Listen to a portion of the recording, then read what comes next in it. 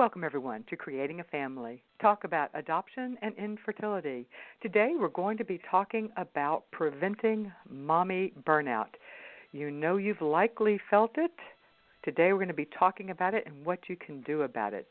I really enjoyed this show. Here's a sample of what you're going to hear.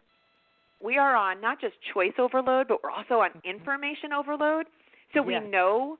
And everything you can Google, anything and everything, right? So like, does that have red dye in it? Did that have this? Does it have formaldehyde? And, you know, and most of the things are scary. So you think, oh, well, thank goodness we know this. However, what it's doing is creating a culture of fear. This show is brought to you by Creating a Family. We are the National Adoption and Infertility Education and Support nonprofit. We have a new e-guide, we have a guide on adoption announcements. It is cute, fun, full of pictures. Check it out on our website, creatingafamily.org. You can hover over resources, and you will see the guide there, and you can click on it and download it at that point. The Creating a Family radio show is underwritten by the Jockey Bing Family Foundation. Their mission is to strengthen adoptive families through post-adoption services. As their founder, Deborah Waller, who is chairman and CEO of Jockey International, says, one failed adoption is one too many. You can support their mission by buying a bear or a blanket at their newly revised website, jockeybingfamily.com. And we thank them for their support. Today we're going to be talking about preventing mommy burnout.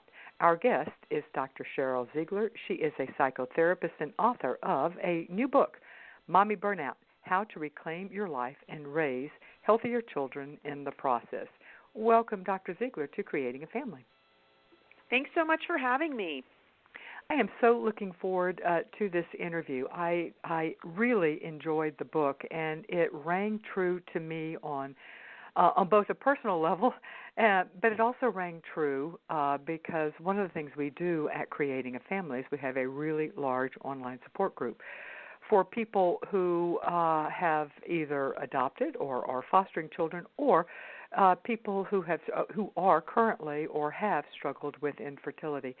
And I see so much of this book really dealt with the issues that I see daily. As one of the moderators in our Facebook support group. It really did hit home.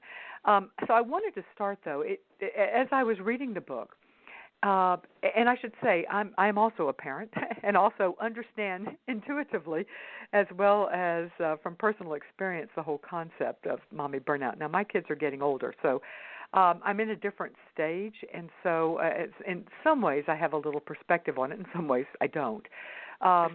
So I think that's just how it is. How is parenting in this decade of the 21st century different from parenting, say, 20 or 30 years ago? And how does that relate to burnout? Well, I love that you start with that question, because that's almost the question that I started with myself. Mm-hmm. I have a private practice, and I was seeing this pattern really day after day after day of women sort of saying the same things. I'm so exhausted. I'm so over this. Is this it? Is those kinds of questions. And so I wanted to understand, did other generations feel this way? What's different? What's unique? So is this just universal of parenthood? Right. Or is this different? Right. Yeah. Exactly. I really, really wanted to understand. And so some of the things that I have found that help me understand how we have gotten to where we are a couple of things. The first one is certainly generations of moms before us felt stress. There's no doubt about it. And burnout is really chronic stress. And so they felt it. However, they dealt with it, talked about it, and lived with it quite differently. So in the late 50s, early 60s, when people would talk about Mommy's Little Helper, the little yellow pill, was actually Valium. And so that's how they were dealing with it. They would not talk about it. That would not have been, something societally in America that people would have talked about, but they would go to their doctors. And unfortunately, at the time, the majority of the view would have been to say, well, you're hysterical. Here, take a pill, and basically calm down, So Mm-hmm. that was their generation. Then the equal rights movement came, and so all of these women's rights came about, and interestingly, what the data shows is that men have benefited more from the equal rights movement than women have. Because what happened at that period of time, right, ironically, is we then we said, well, now I can just do it all.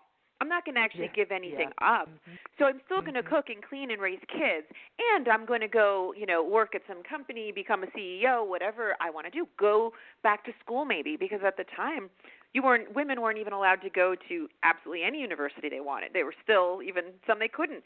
So it's been an interesting evolution, and historically to look to see. And they started talking about burnout and motherhood really in the 90s, mid to late 90s, is when it started to come about. I think like women were finally realizing like this is so hard, and actually we can't have it all. And this notion that we thought we were going to have it all isn't a reality. And so one of the very unique things that brings us to right now in 2018 is social media. And that's one of the very, very unique qualities of what is really fueling a level of stress to the point where, we started off with bloggers blogging about like jokes and crying in closets and hiding from kids in pantries and no. They were blogging about the perfect meals they were fixing their family every night. Well, my family was eating leftovers. Yep. That's what exactly. About. I mean, it did. It started off like that, like Pinterest, and there's still plenty of that. These Pinterest perfect kind of images, and then it became like then jokes about the trials and tribulations of motherhood. And now I think we are open and ready to really talk about like where I really come from in this is an actual mental and physical health crisis for women. And it's not funny, right? And it's not something that benefits us if we don't talk about it. So it's just like this whole evolution of what's been happening. But social media in particular does. It portrays images of oftentimes perfection, and if not perfection, at the very least, what you don't have. You don't have the kid who's the star of the soccer team, or you don't have the kid who's amazing at this or that, or this vacation, or this car, or your husband doesn't make enough money, whatever it is. And so those kinds of things, people are concerned about, and they should be, about teenagers and social media. And I'm also concerned, though, about moms and social media and women's health and social media and what it's doing to us. Yeah, because people don't post that they're hiding in the bathroom with the door shut, pretending to go to the bathroom so that they don't have to listen to their kids or don't have to play another round of Candyland or whatever. Exactly. They're not posting that. What they post that night is a picture of their perfectly set table, and oftentimes, and this one really drives me crazy, the kids are just sitting there like little angels smiling and at the table, as opposed to having a face that says, "Ew, I don't like this," or, why couldn't I have peanut butter or whatever. So, they're not, everybody's, and then that's, I guess, human nature that we always want to put our best foot forward. But now we have access to it. One of the things that you talked about that you really stress actually just throughout the book, and I found it fascinating and interesting, and something, quite frankly, that I wouldn't necessarily have thought that you would have put such emphasis on, and that is the importance of friends. And you make a statement in the books that moms now have fewer close and intimate friendships than in the past, and that I wonder if social media plays into that. But why? Why do we? That surprised me. Why do we as women have fewer close and intimate friendships now? Well, I'm so glad you bring that up, because I actually go so far in the book as to say I believe my practice would be cut in half if every woman had a close, intimate friend. Yeah, and, I think, I see that. That's a pretty bold statement, and that has been my thought for years. Women are more socially isolated. In general, Americans are more socially isolated than ever, although we are more digitally connected than ever. And so one of the things that's going on is there's so many, like, again, I love to look at, like, history and how do we get here, but suburbia sort of started it really a long time ago. People used to live in a lot more, urban areas, and then suburbia came, and then when suburbia came fences, and came more distance, and came a lot more driving. So the socialization and all of that, just, it was something that was actually quite noted, right? But and then fast forward that to today, we are just not befriending people the way we used to. We don't look up from our phones very often. If there's a minute of quiet time, or you're standing on the line in a grocery store, or you're at the airport waiting for security, what's everybody doing, right? Mm-hmm. Everybody has their phone out, and everybody is scrolling through social media. And we are also, because of our opportunities with education and employment, women are moving around a lot more. So it's not as likely that, you grew up in Ohio and you went to school in Ohio, and now you go back to your hometown, or at least your home county, and get married and raise kids.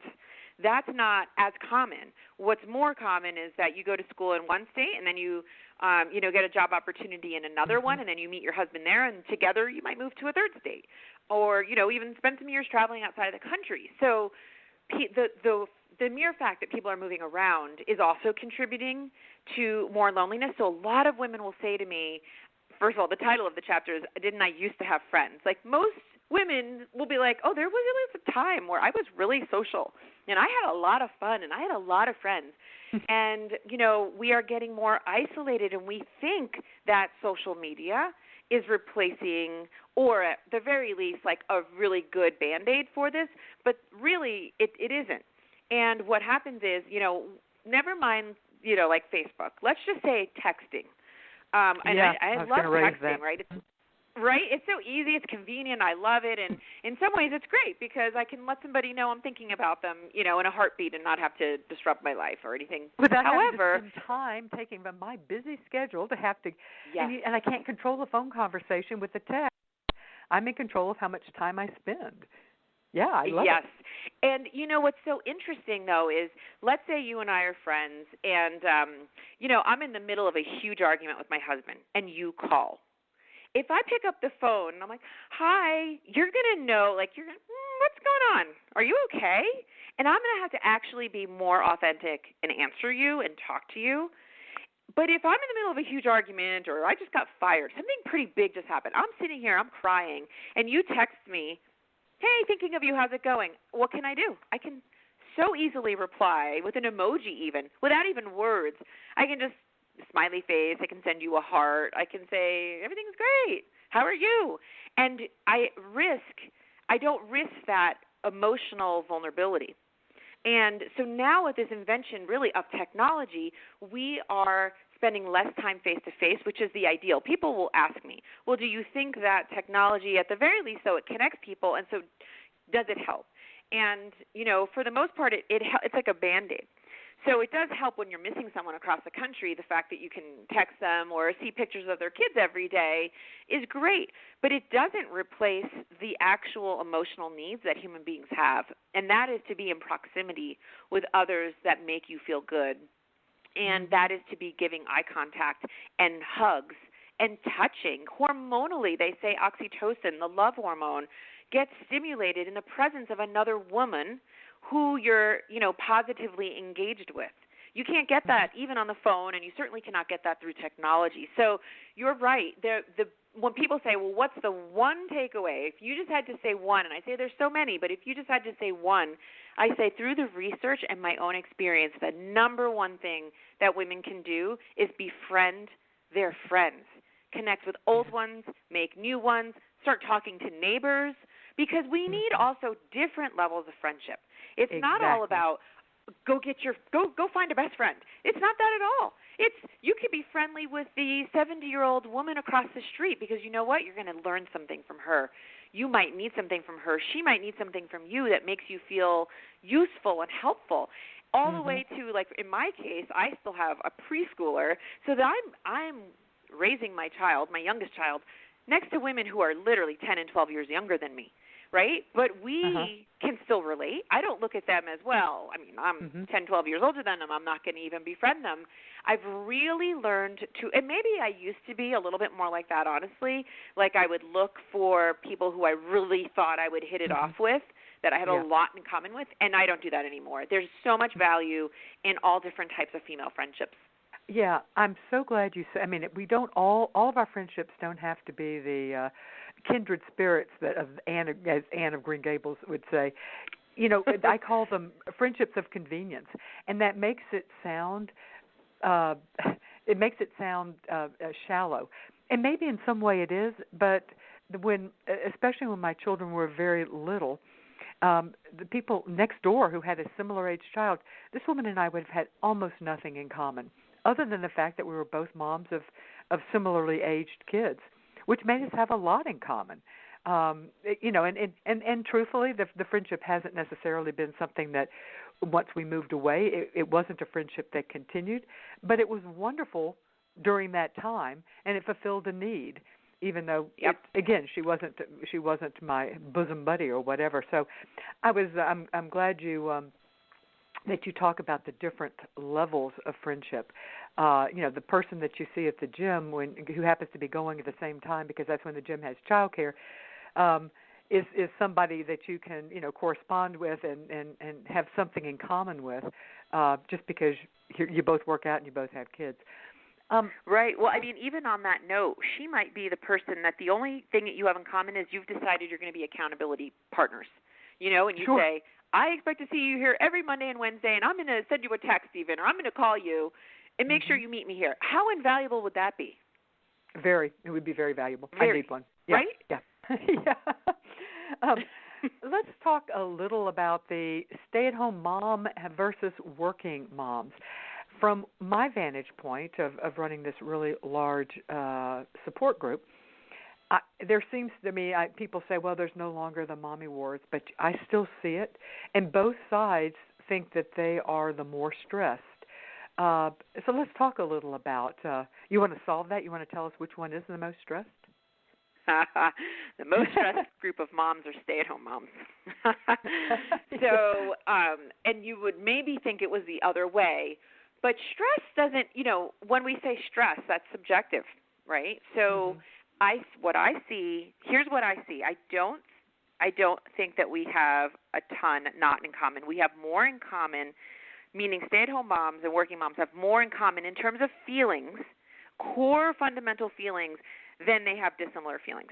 And so here's what I mean. The stay-at-home mom, she says, this is an average sort of session for me. She'll say, well, you know, I've got, you know, 2 kids and I stay at home now, but, you know, I just want to let you know, I have an MBA and I used to run my own company. I used to be the head of a division at this company, and I had a career for 10 years before I ever, you know, started kids or before I decided to stay home. And so, you know, women pushing the age back in which they have children has contributed to this because they have longer just life. They have life stories. They have a whole, usually truly like a decade of experience of traveling, of working, of being educated, in which all of a sudden when they become a stay-at-home mom, they're like, whoa, where's the girl who, you know, backpacked across Europe and ran, you know, the HR department at this company, you know? So oftentimes, in my experience, there's that. And so they question what they are contributing to the world, and they question their purpose. What is this for? What am I doing? You know, how is doing laundry and dishes and cooking and cleaning, how is that productive in the world? And so those are the kinds of questions that they grapple with. Let me throw something else in that I hear from people, you know, that are staying at home. This is not a jab at either decision. That both have value, but whether or not to stay home or to work and parent. But moms will say, "My only job is these kids," and you know so I've got to treat it as a job. I've got to do the best job I can possibly do, because this is my measurement now of what I'm doing, a measurement of who I am. Mhm. Yep. Yeah. And I think the notion of motherhood as job, I find, of course, because I read and want to hear so much about people's thoughts about motherhood, is kind of controversial. there's definitely a camp of moms that are like, heck yeah, this is a job. And then there's another camp of moms that are like, we shouldn't view it that way. And, I mean, I think that there's personal choice there. I sort of professionally and personally, I do think it's like a job.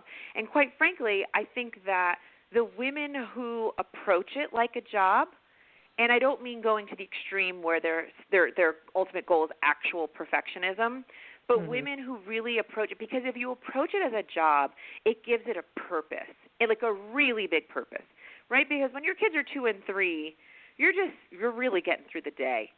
And sometimes you're staring at your watch, like when is nap time and when is bedtime, and so you've got to think of it in the bigger picture that you are not just contributing to your community, but you're contributing to the world by raising loving, emotionally intelligent human beings that care, And so that's the way I talk to stay-at-home moms about it is think of this as the world's most important job. People say it, but let's walk our talk. We say being a parent is the most important job and the hardest job that anybody could ever have.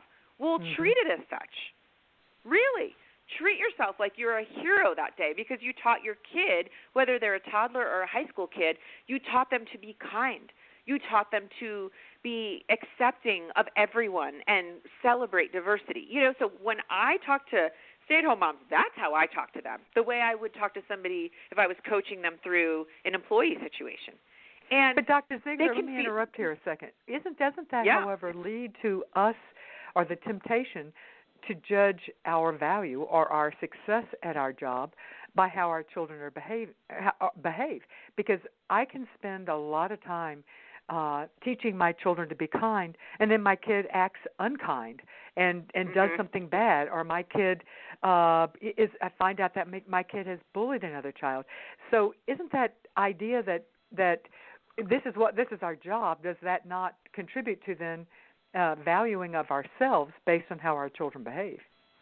I absolutely think it can run that risk. And I think if any of us, let's say we had employees, if any of us thinks that we are going to fully control somebody else, whether you are their mother or you are their boss, we really need to rethink that.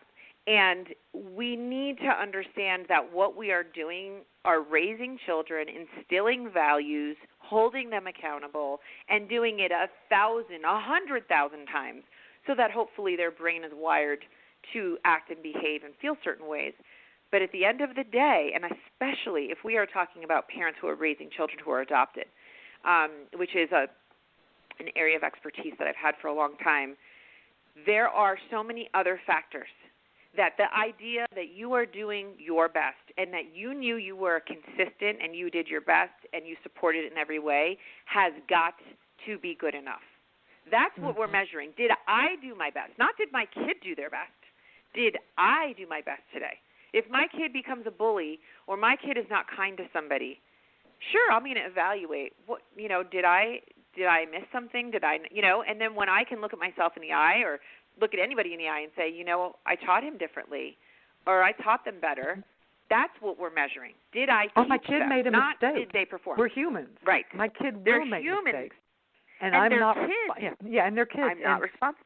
Mm-hmm. And that we do it the best, and we also have to model to our children that they can make mistakes and we can make mistakes and we can get over them. You raised a really before we go off on the we've been talking only at stay at home, so let me just circle back working and talk some about working moms, because I think that there is some feeling that they then have to make up for when they come home, they have to make up for the fact that they've been gone during the working hours of the day, and that adds a lot of stress. Absolutely. So the working moms that I work with, when they are in either, high levels of stress or they've gotten to the point of burnout, what we're talking about is they're saying, I am busting my butt at home. I'm busting my butt at work, and I am putting in, more hours than I could possibly. I hardly ever sleep. And, I'm running around all over the place all the time. I'm late for everything. I'm sneaking out. I'm trying to, all those things. And they'll look at me and they'll just say, for what? Why am I doing this to myself? And then that's what we explore. Okay, let's talk about this. Why are you doing this to yourself? What do you get out of work? Maybe literally you need to work. So you can still feel this way, though. So people will say to me, well, is that just, privilege to think about whether to work or not? And the feelings are the same. So let's just say, like, working is not an option. You are the breadwinner of your family, or you are a single parent. So working, full-time is the only option for you. You are still entitled, though, to have the thoughts and feelings of, what am I doing this for? Like women will come to that when they're working, and they go, do you know that pretty much 75 to 80% of my paycheck just goes to childcare? Why am I doing this? Why am I doing this to myself?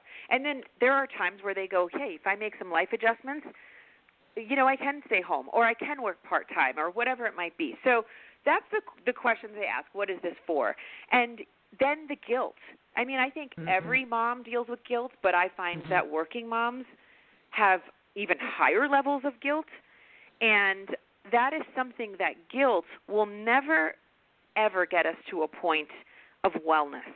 Guilt doesn't serve us. It really, really doesn't. No, and I can see your amen. You were listening to an interview. I feel passionate about it. Yeah, I do. I can tell, and I do as well. You were listening to an interview on creating a family with the author of Mommy Burnout, Dr. Cheryl Ziegler. I wanted to talk some about perfectionism. You talk about it. You mentioned it just a minute ago. It's almost, and you use the term the proliferation of choice, and we certainly have. And I am so guilty of this. I mean, I'm getting ready to buy a microwave, and I sit there standing in the aisle Googling, all the reviews of microwaves, and then, can't find the one that's been ranked number one by whomever, and I can't find it. So then I'm going to 3 different stores looking for this, and then, that type of thing. I'm finding the best product, but it goes beyond that from a parenting standpoint. Finding the what is the best car seat, what is the best gymnastics program, what's the best kindergarten, for gracious sakes, and so it becomes. That becomes a job in of itself. It becomes overwhelming with all the options that we currently have, and all the options for things to do. Our kids can be in gymnastics or dance or tennis or scripting, or let's make it that they can do all of these. And if we don't have our kids in all these activities, it's the old FOMO, fear of missing out. But it's worse because we're going to be screwing our kids around, because we haven't provided the optimum. How do we know? Maybe my kid would be a piano virtuoso if we could just figure out a time to get her into piano lessons. Absolutely. I came across the first time, like you kind of feel it sometimes. It's like a funny joke. Like think about how big, Babies R Us or Bye Bye Baby, like just how huge these stores are, right? So I feel like, when you become a first-time parent, yes, you acknowledge, look at all these options there are, but you're excited. You're just like, oh, this is, exciting. Certainly, and especially if, you've been trying for a long time and you finally are at that point. And so it's just everything's exciting. However, that lasts for a very short amount of time, and you get in there and you go, oh, my gosh. Well, I mean, I don't know. Like, what wipes should I get? Should I get natural care? Should I pay double for organic? Should I, right? And then you've got all these questions. Yeah. So so I, like everybody else, just sort of realize that you feel overwhelmed, and then, all those things happen. And then what happened was I saw a TED Talk about the paradox of choice. And I watched it, and I was just, really intrigued. Like, this was so interesting because it was data and it was research on how the more choices we have, the more stress we experience. And it was a kind of an older TED Talk. And so then I just started researching that. And I said, we have to have this in the book because this is our society today. And then when I was interviewing or, talking with different publishing houses, and I'd have a whole team around asking me lots of questions, oh my gosh, these women would be like, oh yeah, I was just up really late last night. I couldn't pick my toddler's pillow. And should I get organic? And what about the materials in it? And, so it's like, it's again, in some ways, it's like we are on not just choice overload, but we're also on information overload. So we know And everything you can Google, anything and everything, right? So, like, does that have red dye in it? Did that have this? Does it have formaldehyde? And, and most of the things are scary. So you think, oh, well, thank goodness we know this. However, what it's doing is creating a culture of fear.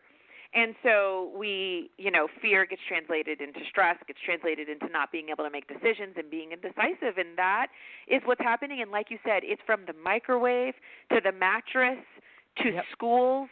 I have, if you remember that part I have in the book, school choice process, and I kind of go through my crazy process, because where we are, you have school choice, and I looked it up. And at the time when I was writing this, it was like in a 44 square mile radius, I think there were 352 schools to choose from. I mean, and they all have their specialty. And I think that on the outside, that looks like, well, such a privilege, right? And so amazing. Like, I could send my kid to a school that like has a farm or is green or has a STEM lab, but it's stressful. And at the end of the day, it also breaks up our communities. So here we go. So there it is. Yeah, I know. And ultimately, and again, this from the perspective of someone whose children are older and moving out into the world. Ultimately, all these choices that we spend forever trying to make really aren't the most important. They're not the most. Our kids don't need all of this. And whether or not they go to the school with the farm or the STEM program, or they go to the neighborhood school where their next-door neighbor goes, right. it isn't life-altering, but it's hard to think that in the moment. One of the things I'm going to be honest, I haven't done this exercise, but I'm going to. And it is to force yourself to choose from only 3 options for any decision that comes up this week. I've written that down on a sticky pad, and I have that taped to my bathroom mirror at home. I'm going to try to do that because I love to research, and I get totally caught up in it. And so I thought that was it will be a challenge, but I think it will be a good challenge for me. And a couple of other things you say at the end of each chapter, you have a prescription plan and on the chapter talking about choice and the proliferation of choice, or getting the best, perfectionism or whatever, you talk about limiting your options for only 2, limiting your children's choices and your own for only down to only 2 to 3 options, and shift from your mindset from the best, which is what captures me, to what works well for my family, and get away from the idea that I need the best pillow for my kid or a mattress, the best mattress, that type of thing. Mhm. Yes, that's what I really wanted to make sure we emphasize, that one piece, and that always gets moms when I'm out and doing talks and doing this part of the talk with women. I say, and in fact, this isn't just preaching or an opinion. In fact, the research shows that giving our kids the very best and preventing them from having adversities in their life does not set them up for future success. They have to experience adversity. They cannot have the very, very best of everything, or you get some outcomes that aren't favorable. And we have not just really with women's health crisis, we have an actual mental health crisis with our teenagers right now. And number one being anxiety. And one of the things that I am, of course, curious about is what's missing? So what's missing from teens and young adults? I don't know if you recently saw, but 2 weeks ago there was a study that came out, actually done, I think, by Cigna, that said, holy cow, the young adults ages 19 to 22 are actually lonelier than the geriatric population. Okay, and, they've got 1 in 5 has an anxiety disorder, these kind of things. So I need to know, right, well, what is causing this problem? Yeah. And the number one thing that we're looking at that they are missing are coping skills. Yes. Right? And doesn't it make sense? We have a generation that's sort of somehow gotten these messages like, we need to have the best, and they need to go to coding camp this summer, and they need to do this, and they have to have a STEM lab, and they blah, blah, blah, blah, blah. And what's so interesting is I think what we are forgetting is that through failure, through adversity, through hard times is how you build character, grit, relationships, confidence, problem-solving skills. I could go on and on.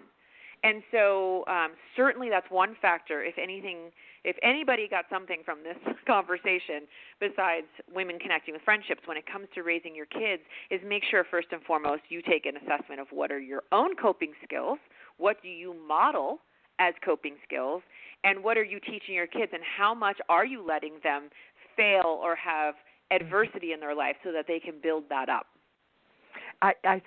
Because the age range you're talking about now is the age range my kids are in, and so I so totally see this and appreciate this, and partly I think technology is so many parents now, parents of my friends who have children the same age, children are going to college, are bragging, we continue to talk 3 times a day. Oh yeah, we talk all the time. And I think that can't be good. I mean, that cannot be good for a child in college to not be able to make decisions. And in fairness, that children may be making decisions, but I sense that they're not, that they're still having their parents involved with the minutia of decision making that we want our children to be able to fly the nest and be able to do. So I don't know if technology, from your research, have you seen that technology is part of that, or is it just the zeitgeist and everything that we're reading that makes us feel this way, that we have to be connected every second? No, I mean, I sometimes feel I feel bad, but technology certainly plays a role in this. Just think about it. If at so many different levels, but you have a problem, you have a question. What do you do? What do you think this generation does? Do they go and talk to somebody, talk to a guidance counselor, talk to a trusted adult, maybe a friend? What do you imagine is their first go-to thing? Google it. Google it. That's it. And right? I'm so guilty of this. Just Google it. I'm worse than anybody in my family on that one, but but you're right. But you're not still developing, right? Your brain is already developed. Oh, trust me, I'm well past. Yeah, my brain is right. ossified. Your brain is so developed. Yeah, totally. So, right. So if you have a developing brain that is whatever, 16, 19 years old, and you've got a question, you're going to go to technology, right? You're going to. So now you're in college, and you just got your first test back, and it's a C. And maybe this kid's never even had a C before, ever. Why? Because they got a lot of help, right? They're bright, but maybe they got a lot of help and support. They're calling. I mean, there's books on this. They're calling home, talking to texting home, talking to their parents about it, and then their parents are calling professors. Yeah. One of the books that I'm reading right now that I'm just telling everybody about, it's not new, but I just happened to read it this year, is How to Raise an Adult. And I love that it. Book. I do too. I love that book, right? Mm-hmm. And so, and I think, it's from a couple of years ago, and she was one of the people that really exposed as being a freshman dean at Stanford to say, I used to never even ever meet parents. Why would a freshman dean meet parents, right? Mm-hmm. And now they're on campus, they're calling me, emailing me, those kinds of things. So on so many levels, I really don't ever mom shame anybody. I'm not saying this as a joke or criticism. All of this comes from what we believe is love, but really it's fear. Because you fear that if you don't do this, your child will be left behind because everybody else has these advantages. So even if intuitively you don't feel that great about doing it, you do it because you're like, I'm not going to let my kid not have an advantage. That's one part of it. But for the reason why I'm, so passionate about all these topics and I really wrote this book is because for what my ultimate goal, what's my end game with this, is not just to have written a book and have people, maybe get a couple tips or whatever, is to really have a movement, really change the way, this generation, some Generation X, and lots of millennial parents, to change the way in which they are going to parent and in which they are going to raise adults. Because it is having a very significant effect on everything, on our mental health, on our physical health, on our coping skills, on suicide rates. If we look over the last decade, a 70% increase in suicide rates between for kids between the ages of 10 and 14. Like 10-year-olds are in the demographics. This is really serious stuff. We need to teach kids how to deal with problems, how to deal with feelings, and they're not going to get that online. They're only going to get that through relationship. And sometimes they're going to get this from us backing up and letting them figure it out. There's a fine line there, because we certainly don't want to, if a child is struggling, to withdraw from them. But we can't always, and again, I'm speaking of children as they are, as I said, mine are flying the coop now, but we can't always be the one who solves their problems. We need to be perhaps a trusted advisor, if we're lucky, but we've got to allow them to step forward. I wanted to raise it's something I think about a lot, and I haven't seen the research on it, but it's something I see, or I think I see. Perhaps it's not universal. It feels like now that families, and I don't have the right words for it, but it feels to me like this next generation of people who are parenting children from, 1 to 16 now, are very child-centered. The families are very child-centered. The parents are jumping through hoops. Everything revolves around the children, the children's schedule, the children's needs.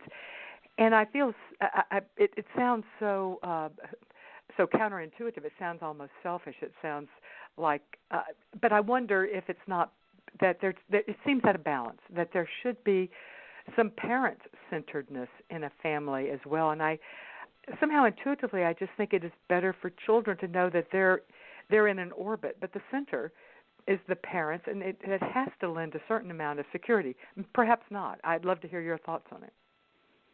Absolutely, on so many levels. Let me intro this by saying, like, wrapping up that last part, you don't have to disengage from your child to let them experience adversity and problem solve. Maybe your role, just like you said, but I'll reiterate it, your role is to say, wow, gosh, you've got a problem. The way I see it is here are the two choices I think you have, or here's, 2 ways that I think you could solve it.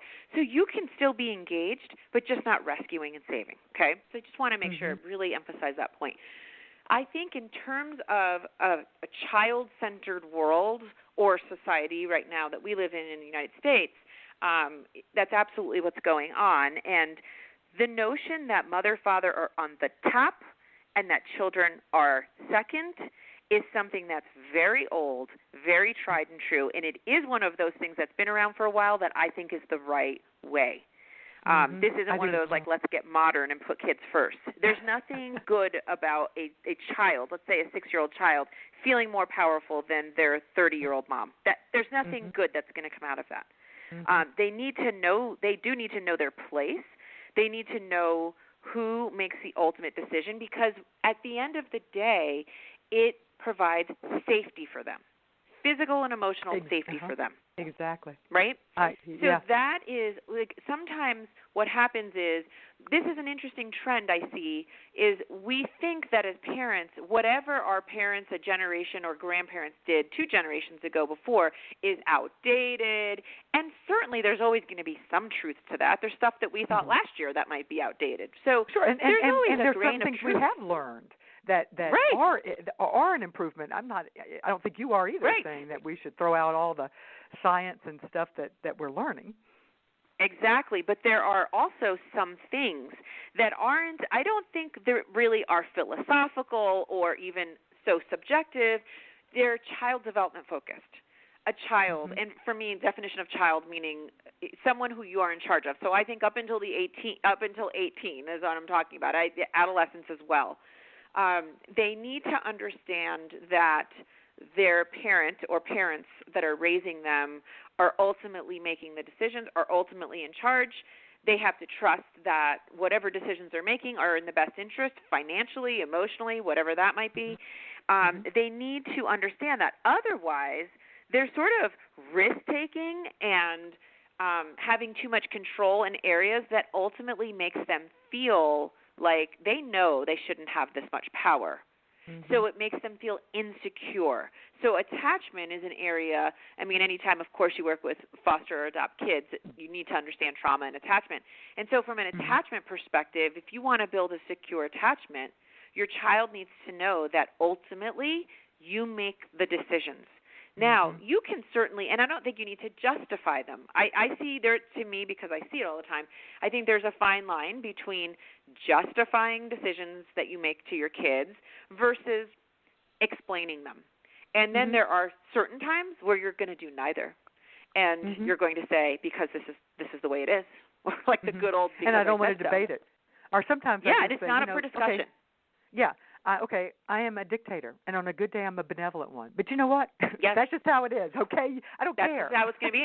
Right. I don't need to justify it to you or explain it in this particular, and it's a ratio. And I think that, what's so hard, of course, about parenting is there's so much gray and there's so much flexibility. One day, how come I said yes? And then the next day, why did I say no? I mean, there's so many reasons that a child doesn't need to know. I mean, really, the reason could be because I'm just tired. Or I'd like to have that extra cookie last night because I was stressed and I didn't feel like listening to a tantrum. And I didn't have the oomph to deal with you yesterday, but today I do. They don't need to know that. But sometimes we can try to be consistent. But we're not sometimes.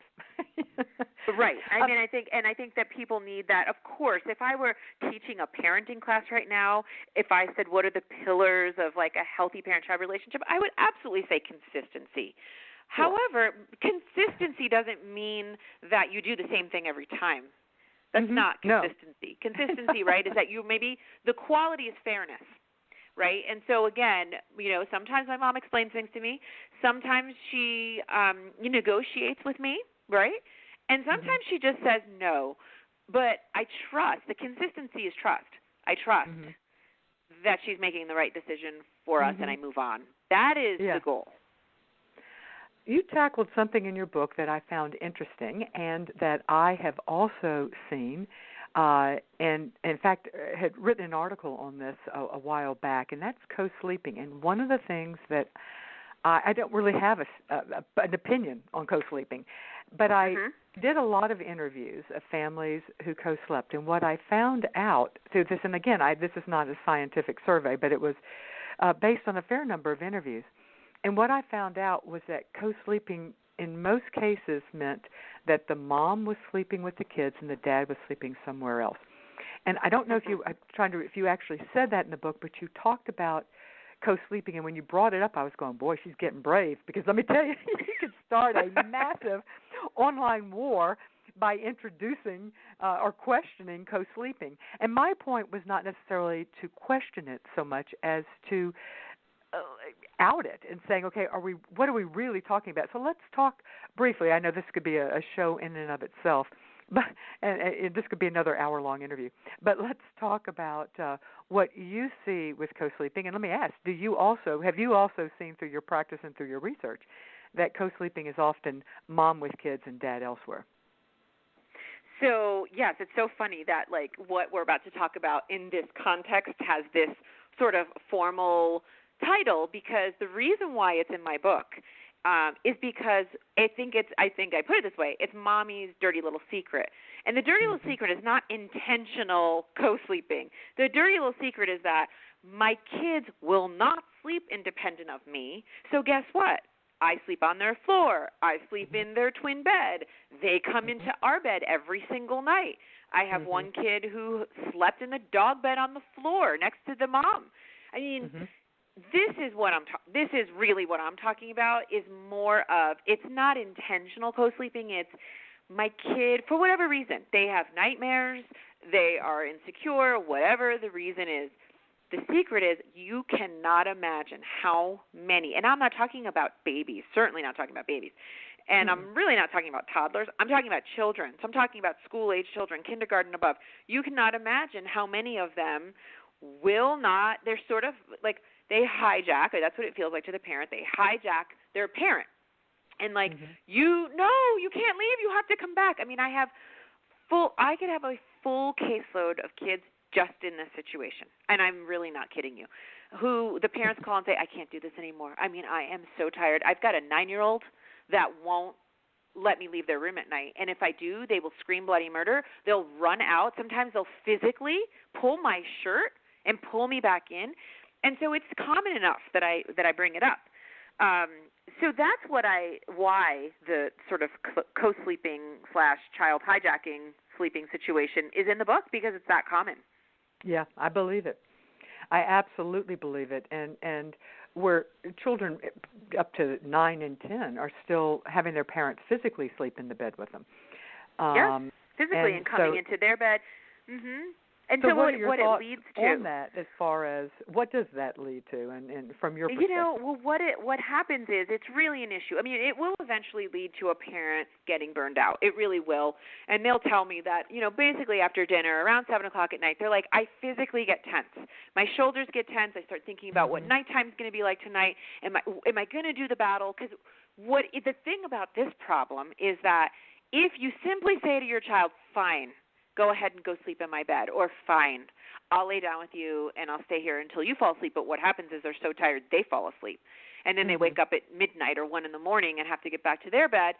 What happens is it has a huge trickle-down effect. It affects actually their sleep, right? So their quality of sleep, which is so important. It affects their marital relationship, or, the relationship with their partner in terms of intimacy. And not just sexual sex either. But yeah, not just sex. That's exactly literally what's going to come out of my mouth. Not just sexual intimacy, just intimacy. Yeah, no, you're exactly right, though. It's just cuddling or talking at night. Yeah. You're right, laying in bed or laying on the couch and, maybe watching a show together or whatever it is that adults like to do to wind down when their kids are finally in bed and sleeping, which is getting later and later these days. It really interferes with that. It certainly can interfere with a working mom's schedule when she's like, basically this is like my third or fourth shift of the day, and I return emails for an hour or so at night. And when I fall asleep with my kid and I wake up groggy and my contacts are still in and, I haven't brushed my teeth, I'm still in my clothes, whatever it might be, pretty disruptive. And the kids, when they're in this mode, they honestly don't care. It is all about them, their fear, what they're working through. So, this is one of those times where it goes back to even what we were talking about, where parents have to decide. Every parent has to pick and choose their battles. By the time they see me, they approached it with, hey, well, it's not that bad. I just lay with them until they fall asleep. And, there's been an evolution. By the time, of course, they're coming to me, they're ready for change. They've had it. Sometimes the kids are ready for change, but for the most part, they're so scared and they can't regulate themselves enough to fall asleep and stay asleep in their own room that they see what it's doing to their parents, but it's not motivating enough. Their needs are more motivating. So it's a pretty big problem, and so that's why I write about it. And I still think this is I think this is a secret. I don't think this is something too freely that parents are going to go, yeah, my 9 and 10-year-old, blah, blah, blah, every single night. It's just because they're also being protective of their own child. It looks like a weakness on their part, or something that's not desirable. No, I hear you. One of the interesting things, although not interesting from my, not surprising, from my standpoint, the number of examples that you gave in the book of moms who were suffering from burnout, who had faced infertility, and you also struggled with infertility, right? And it that was an interesting thing, and I quite frankly I didn't expect it. I didn't necessarily think that the infertility that moms who had experienced infertility would have a higher rate of burnout. And I'm not sure you said that they had a higher rate, but they certainly played heavy in the examples. And then then it made sense to me, and I wonder is it because moms who have experienced infertility have usually had to work so very hard to get their kids through either successful treatment or through adoption, and they have built up this idea of what motherhood is going to be. And quite frankly, a lot of motherhood is a combination of boring and anxiety making, and it's still wonderful, right. But it's not exactly, it's not all, fireworks. In fact, if it's fireworks, it's usually a tantrum. So Right. is that the reason, or do you see it more often? So how does infertility or the struggle to become a mom impact the likelihood or the prevalence of being burnt out? Well, it's such a unique factor in motherhood, and I think that it starts off your journey in a really different place than the couple who just tried for 1 or 2 months and boom, got pregnant, or the many couples who are like, oh my gosh, I didn't even know I was pregnant until I was whatever 12 weeks along. Yeah. And I know a mom struggling with fertility, that makes her cringe inside. It does. Right? And so what makes it so unique is the emotional toll. It is such a lonely, lonely process to be going through infertility or waiting for adoption. But international adoptions are long and costly and so stressful, So were domestic right? infant adoptions, yeah. They're long and costly certainly. too, yeah. Mm-hmm. Right, exactly. I just think of all of these moms, though, that, maybe they've identified a 9-month-old in China or in Africa somewhere, and they have to wait until they're 2.5 years old to take them home. Mm-hmm. And you're worried about them. You think about them. You make these costly trips to visit them. So I think infertility and adoption just starts off motherhood in a really different place. But my unique angle on it, from what I have seen and even personally experienced, is, so you start off unique, maybe not like the average mom, right? It's not an average situation.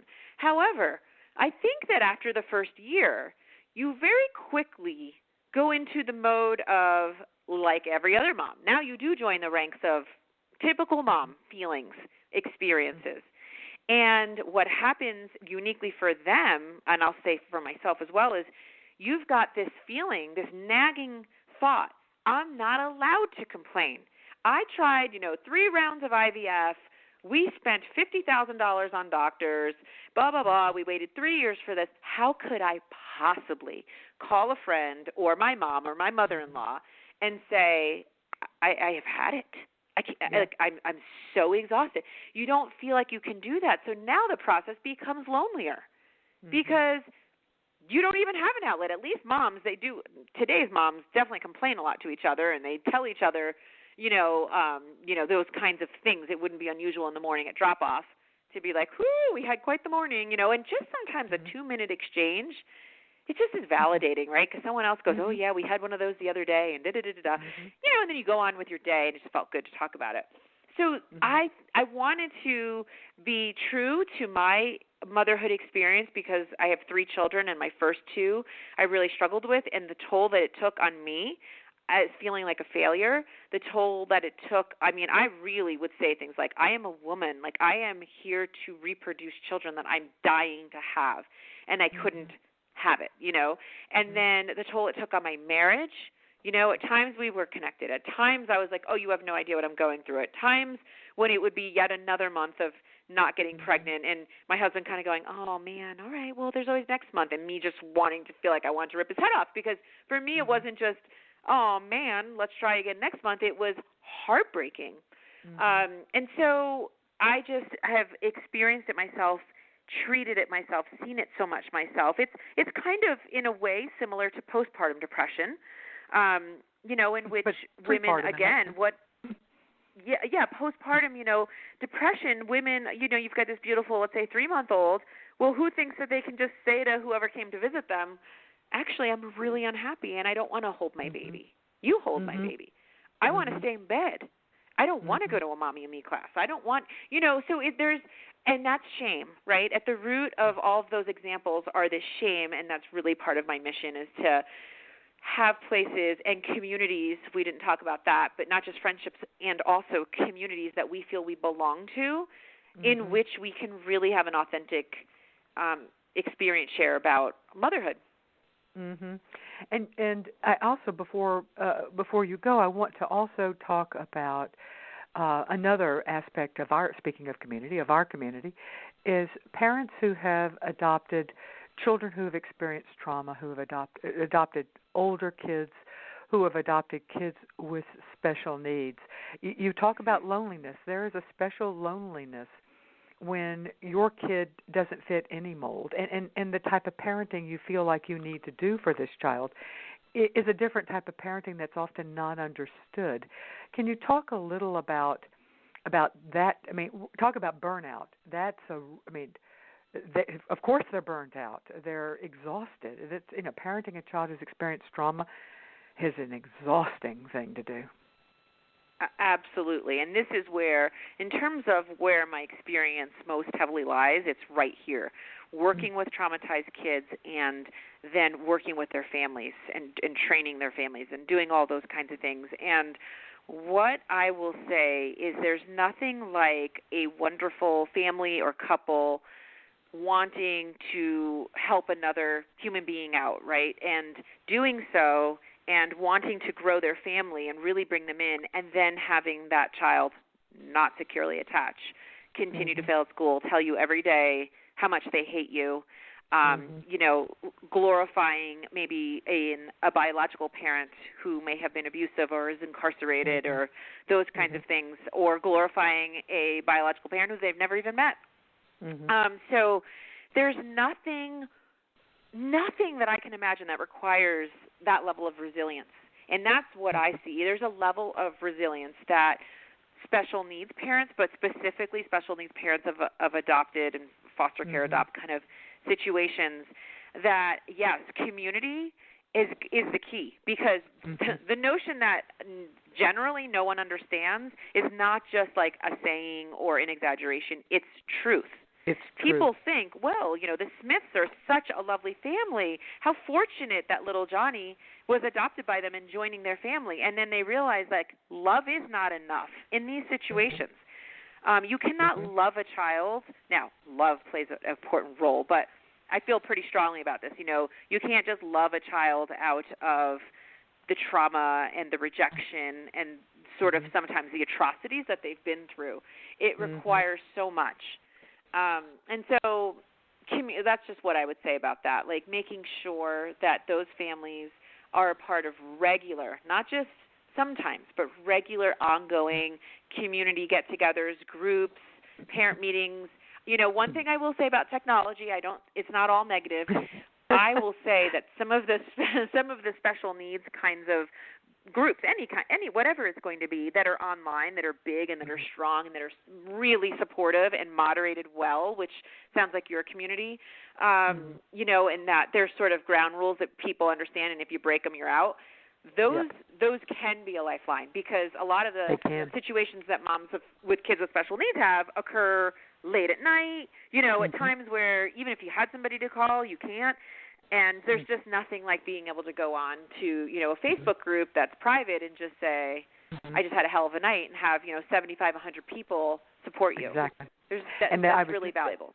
I so agree with you, and I agree. I was sitting here inwardly smiling, thinking, well, the problem is one of the best ways to finding this community is online, and we had already talked about how that isn't necessarily, but a place where you can vent about what your experience is for people who have been there and understand and won't judge, because oftentimes we're not at our best at these moments either.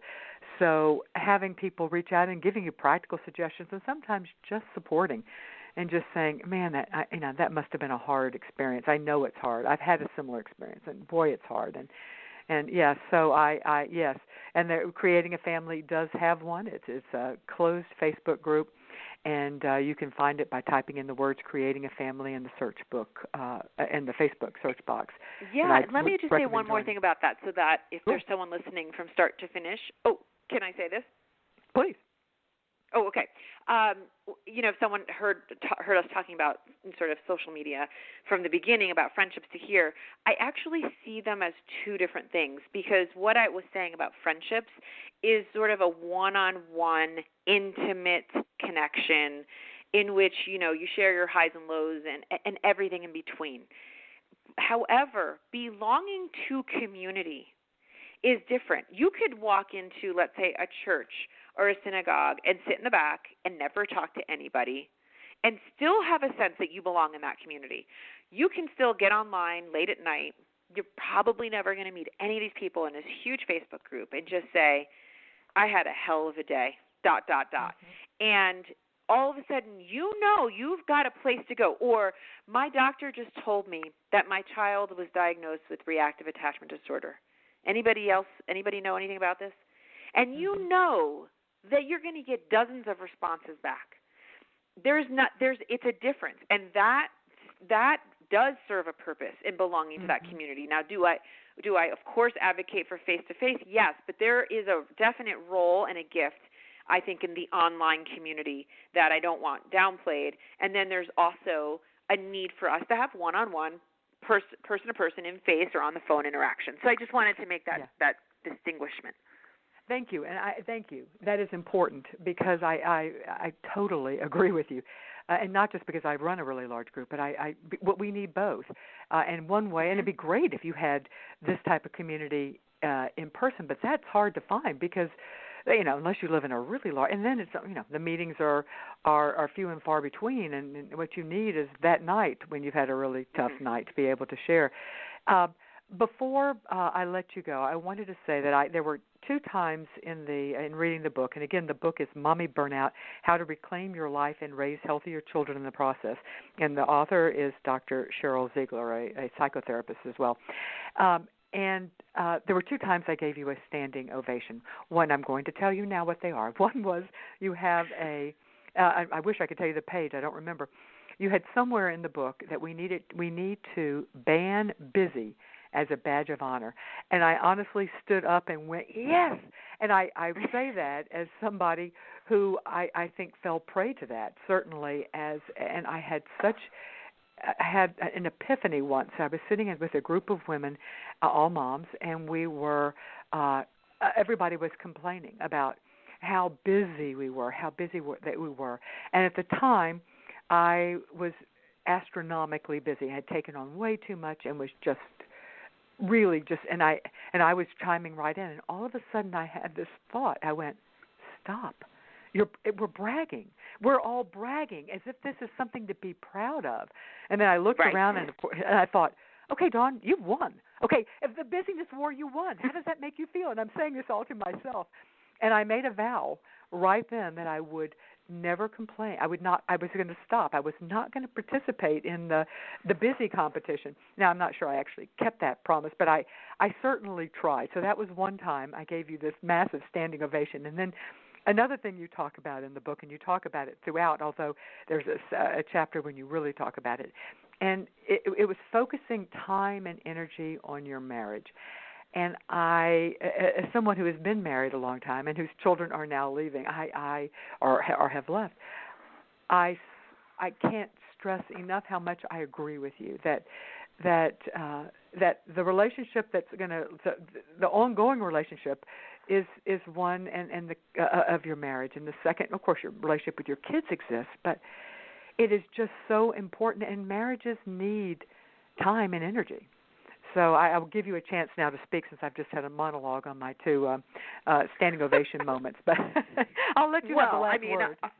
You can go on and on. You're giving me a standing ovation. That's fantastic, and I truly appreciate that. You never know what is going to resonate with people, and I love to hear that. So, yes, the first one, you definitely hit the nail on the head.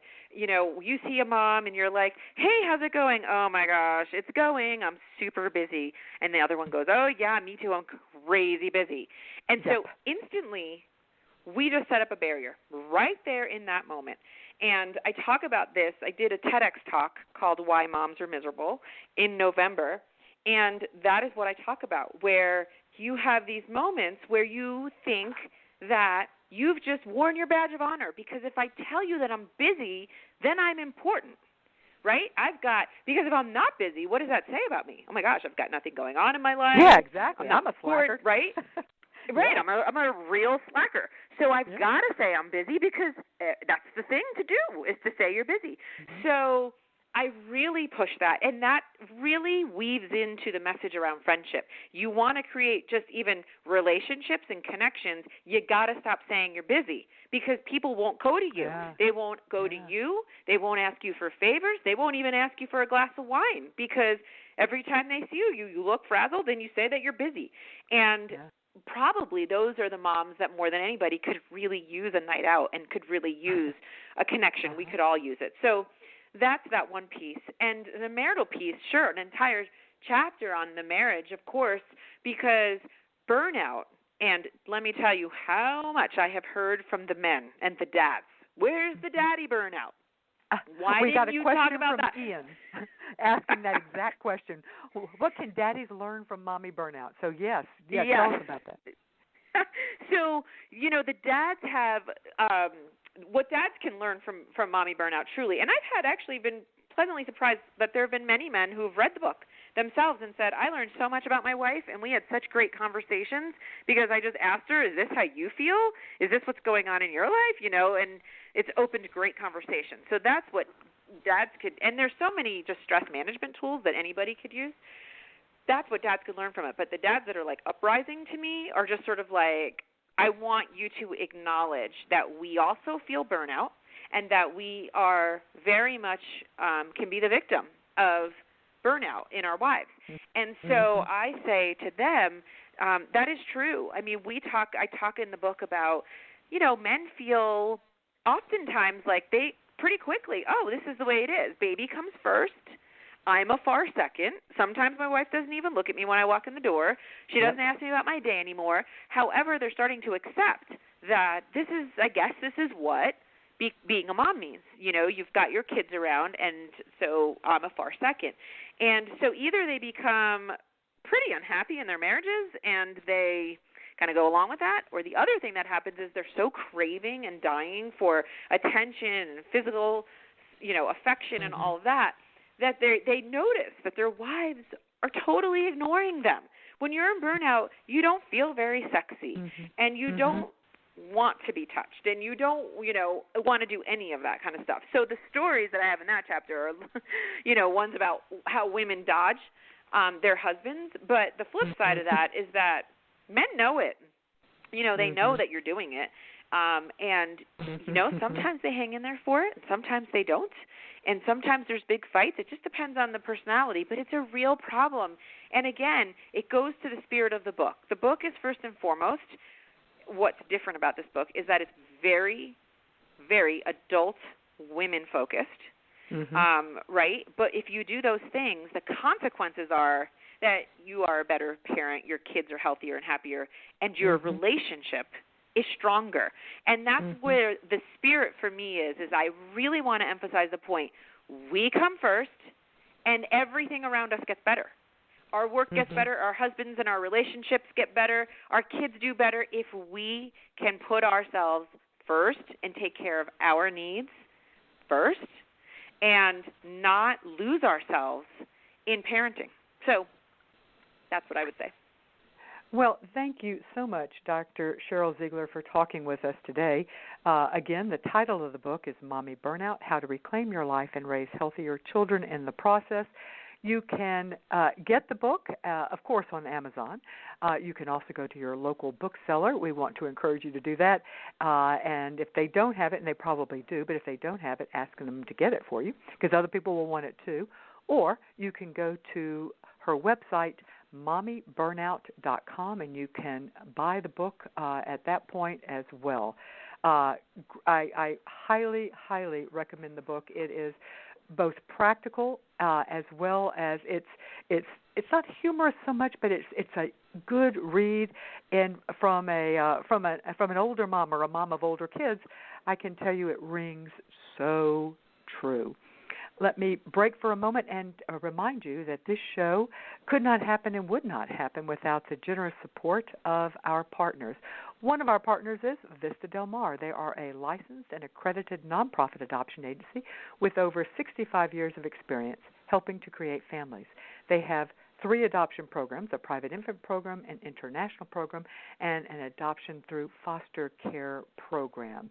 So you can check them out by going to our website, and under our partners, you will see them, and we truly do appreciate their support.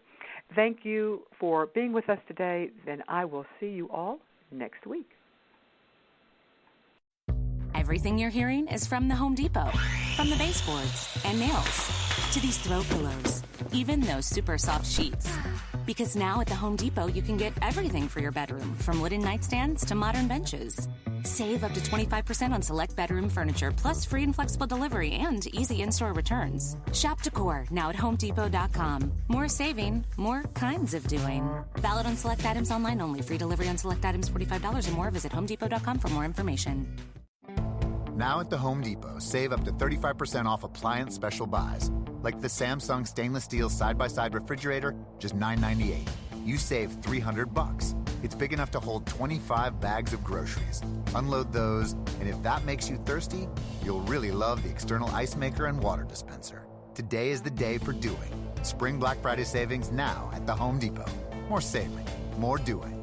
U.S. only while supplies last. See store for details. Valid through April 17th.